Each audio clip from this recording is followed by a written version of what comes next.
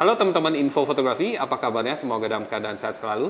Saya Cecin dan hari ini bersama Mas Erwin Mulyadi kembali nih. Kita akan bahas tentang kamera yang masih sangat baru sekali. Iya dong. Ya, yaitu Canon EOS R7 di tangan saya dan kemudian di tangan Mas Erwin ada Canon EOS R10. Nah, terima kasih kepada PT Datascript yang telah meminjamkan kami ya. Ini baru sekali nih Mas Erwin ya, masih ada stiker sampelnya. Oke, kita akan bahas. Stay tune.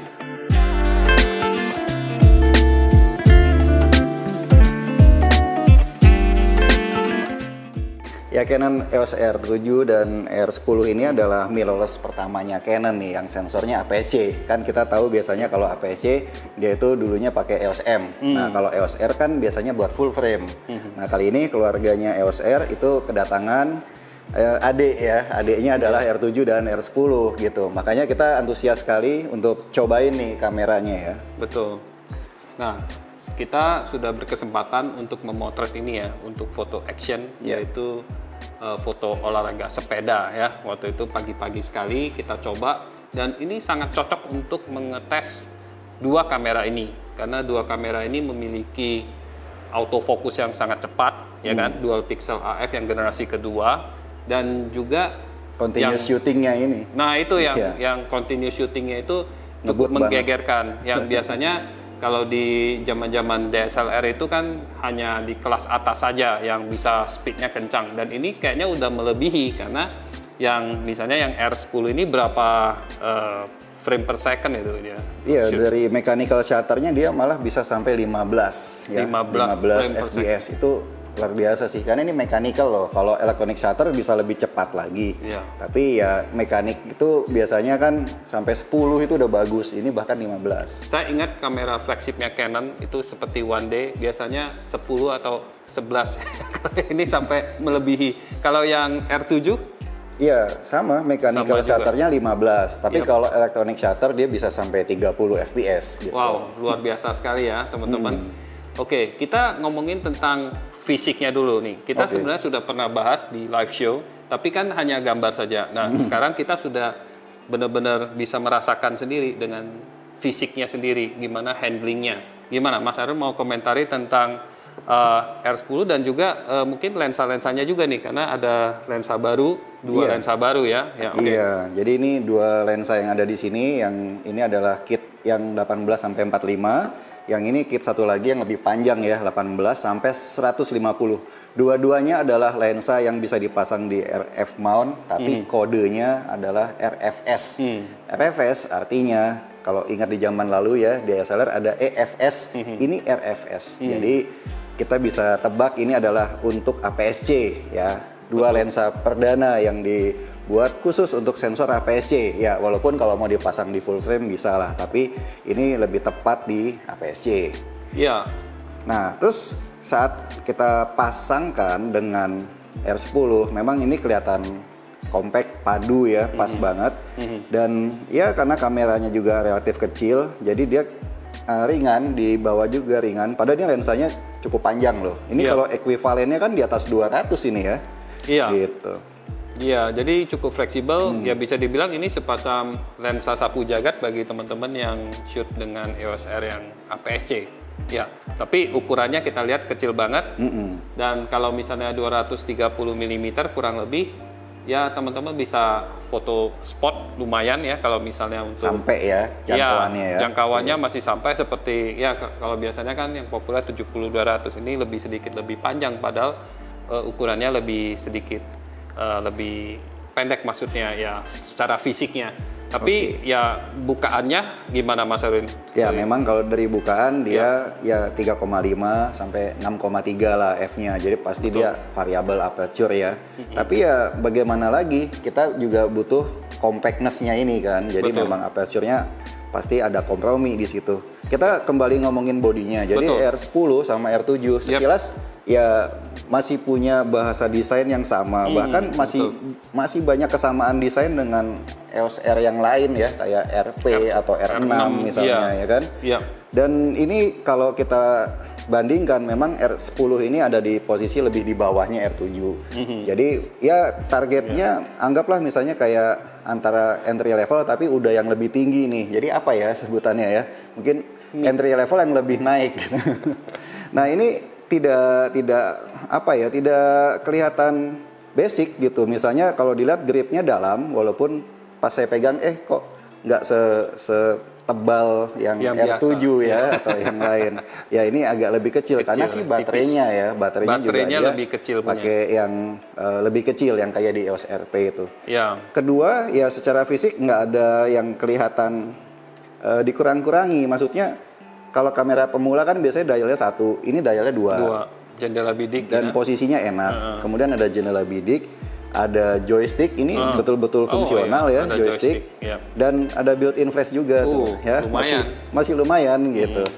Ya memang kalau ditanya apa yang beda dibanding R7 ya, kalau dari sisi fisik dia di sini tidak ada headphone monitoring buat audio, kalau di sana ada. Ya, mengomentari yang tadi ya tentang penamaannya, meskipun angkanya lebih besar, ini R7 ini termasuk yang lebih tinggi speknya ya. Jadi kalau Canon tuh biasanya yang angkanya makin dikit tuh makin bagus, makin kelasnya makin tinggi. Jadi yang 1D misalnya yang paling bagus, atau mungkin R3 kalau misalnya yang Canon EOS R ini yang paling tingginya. Jadi ini ya yang ke-7 ya. Nah, kalau ngomongin angka 7 biasanya memang diidentikan dengan, kalau di masa SLR itu kan 7D sangat terkenal. 7D. Itu biasanya adalah kamera profesional untuk sport and action, dan demikian juga di R7 ini sifatnya juga mirip-mirip.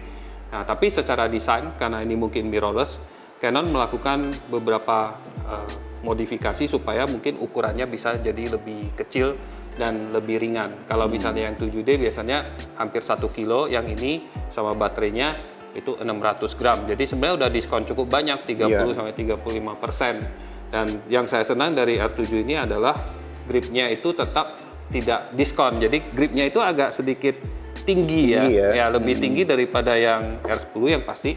Sehingga kalau tangan saya atau apalagi tangan Mas Herwin, dia jari kelingkingnya nggak ngegantung. Jadi ini sesuatu yang menurut saya penting. Boleh kita miniaturin desain kamera, tapi kalau gripnya itu nggak enak, itu rasanya tuh kayak nggak enak banget. Apalagi dipasang dengan lensa yang besar seperti lensa L series seperti ini, ya kan, lebih mantap. Jadi overall handlingnya saya suka yang seperti ini. Tapi kalau bandingin dengan 7D atau yang lebih tinggi kelasnya, ini sayangnya tidak memiliki top LCD lagi, ya kan. Kalau yang dulu kan kayak 70D, 7D itu ada. Jadi bisa diibaratkan ini secara spek, para ide ini sama, tapi ada sedikit pengurangan dari fisiknya. Nah, tapi meskipun demikian, ini juga sudah weather shield, dan secara portnya, mic input, headphone jack, kemudian flip LCD, terus kemudian joystick. Joystick juga udah sempat kita singgung ya. Ini agak sedikit unik ya, karena joysticknya itu dibalut oleh scroll wheel. Yang biasanya scroll wheel itu adanya di belakang bawah ini, tapi kemudian jadi bersatu di sini. Jadi jempol kita tidak perlu ganti posisi. Nah, kalau teman-teman yang mungkin dari 7D, 70D, 90D mau ganti ke sini, mungkin perlu sedikit adaptasi lagi. Ya, tapi ya nggak terlalu masalah saya pikir. Ya, tidak heran sih, kan memang R7 itu diposisikan lebih di atas segmen target pembelinya juga yang butuh kinerja dan juga dukungan kayak misalnya baterai yang lebih besar gitu kan. Baterai dia kan memang yang template-nya Canon lah yang dipakai di DSLR yang semi pro, dipakai di R6, R5 gitu. Jadi dia bisa 2 kali lipatnya ini kalau daya tahannya ya. Dan kemudian juga yang penting tuh dual slot memory card. Di situ kalau kita buka, kita bisa lihat ada dual slot SD card yang ya pastinya lebih dibutuhin buat ini ya, yang profesional gitu. Jadi kombinasi-kombinasi itu memang nggak heran kalau R7 jadi lebih di atasnya R10. Tapi yang saya catat sebenarnya dua-duanya ini punya sama-sama autofocusnya sama-sama bagus misalnya ya. Setting-setting mode AF-nya itu sama. Kemudian tadi kan kita udah bahas continuous shooting-nya juga sama gitu. Iya.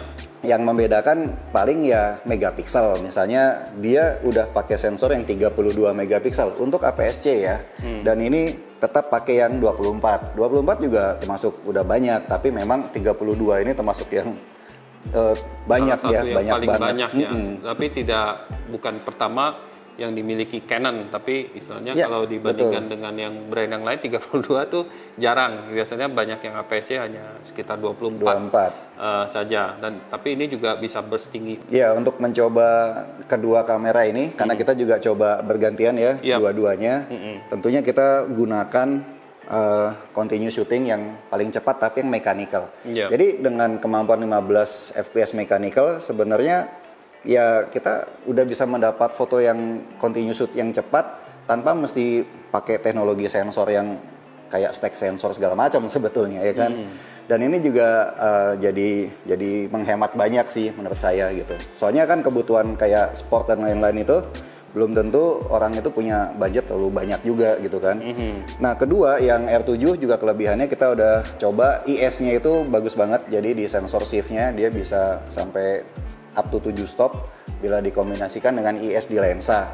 Dan ya waktu kita foto sepeda yang paling terasa adalah kemampuan AI autofokusnya ya. Dia bisa mengenali subjek sehingga waktu kita pakai auto area, ini kan kita ngetes nih pakai auto area dia bisa nggak ya ngenalin gitu. Ya ternyata mampu lah bisa dibilang ya men-tracking, tapi memang ada beberapa kondisi yang kita mesti cerita ya. Pertama kita foto pagi-pagi. Pagi-pagi ya mataharinya kan masih belum terlalu terang sehingga ya sepedanya soalnya kan dia memang pagi ya. Biasanya itu pagi-pagi. Membuat kita mesti pakai ISO yang cukup tinggi ya, di atas 3200. Dan ya memang hasil fotonya sih masih bagus gitu. Tapi sebagai APS-C, apalagi kalau megapikselnya cukup banyak ya, memang ISO yang sudah mulai naik akan membuat noise reduction-nya aktif. Sehingga foto-foto yang kita dapat, JPEG-nya itu memang kelihatan sudah mulai tidak setajam kalau pakai yang ISO rendah. Itu faktanya ya, tidak sedetail yang ISO rendah. Benar, karena kita waktu motret itu pagi-pagi dan kemudian sepedanya itu kan berjalan di samping ada banyak pohon-pohon, jadi sehingga cahaya matahari pun yang baru mulai terbit itu terhalangi ya. Jadi ISO-nya ada yang 4000, ada yang berapa, dan memang tidak bisa dihindari. Tapi saya kagum dengan begitu responsifnya ini kamera ini untuk bisa autofocus. Misalnya contohnya pas sepeda itu kan kecepatannya cukup tinggi, jadi mereka kayak balapan gitu ya. Jadi saya kayak bukan santai. Jadi saya buka kameranya, langsung saya pencet setengah, langsung autofokusnya itu dengan begitu responsif, begitu sigap, langsung mendeteksi dan memotret, dan juga kecepatan foto per detiknya kan kencang sekali, dan kita bisa dengerin mekanikalnya itu sesuatu yang keren banget. Yang R7 ini terutama cekrek-cekreknya itu benar-benar mantap banget ya. Memang kalau yang ini juga cepat nih, yang R10 yang kecil, cuman suaranya yang ini kayaknya lebih pro ya.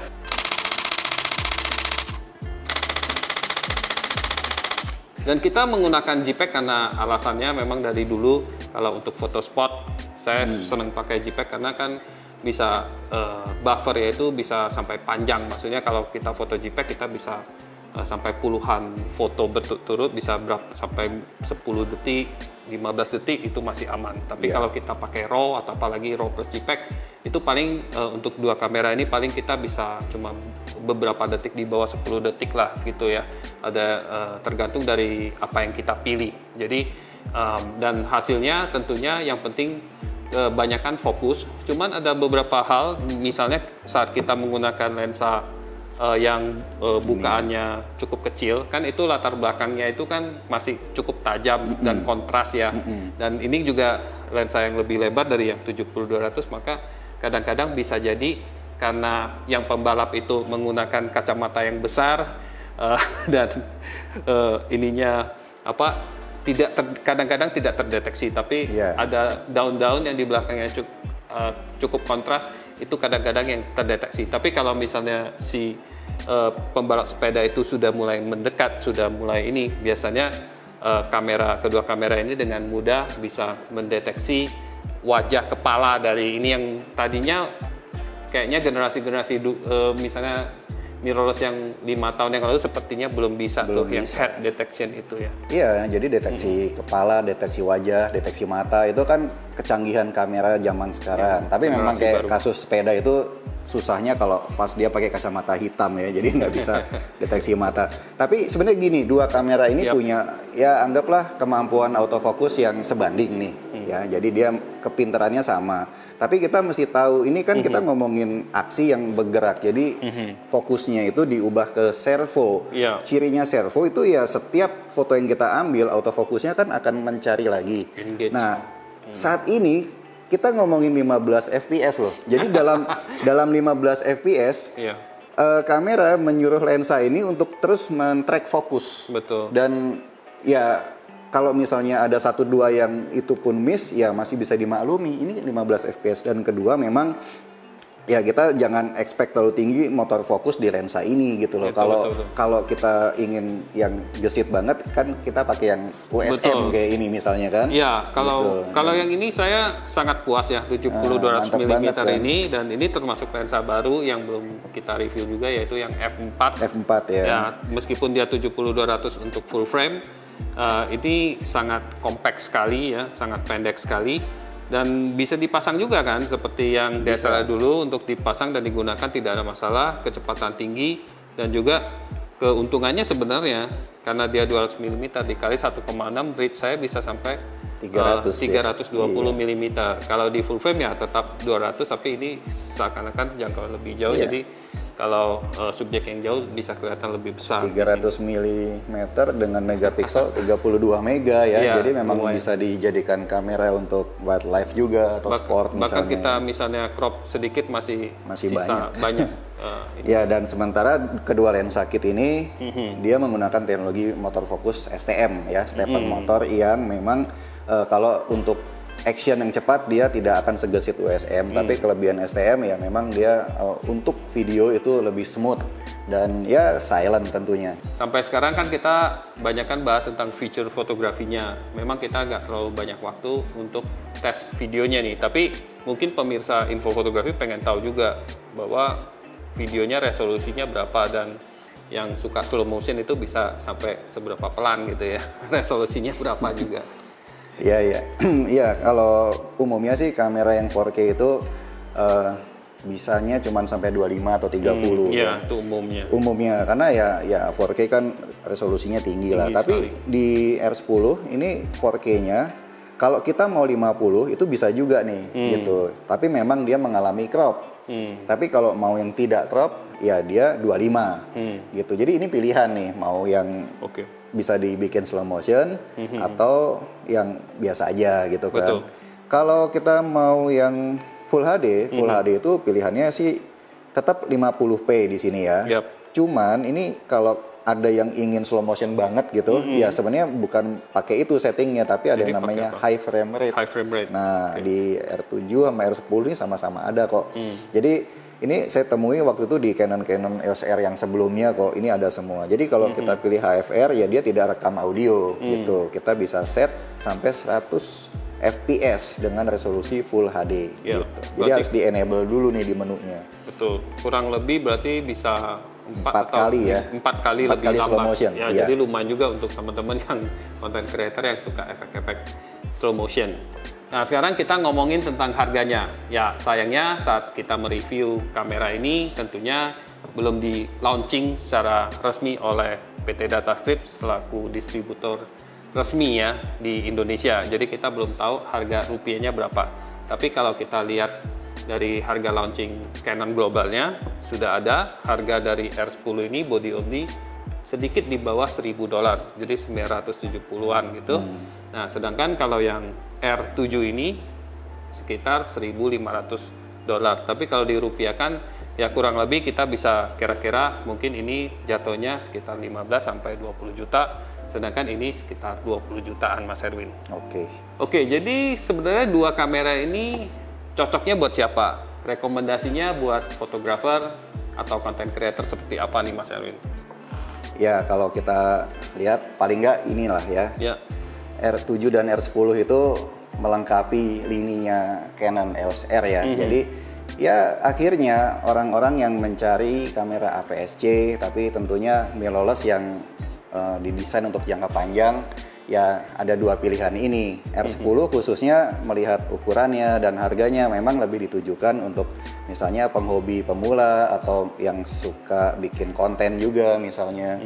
Dan misalnya entusias yang cari kamera yang kecil, ringan, tapi autofokusnya kencang, kemudian continue shootingnya juga kencang gitu. Speednya bagus ya.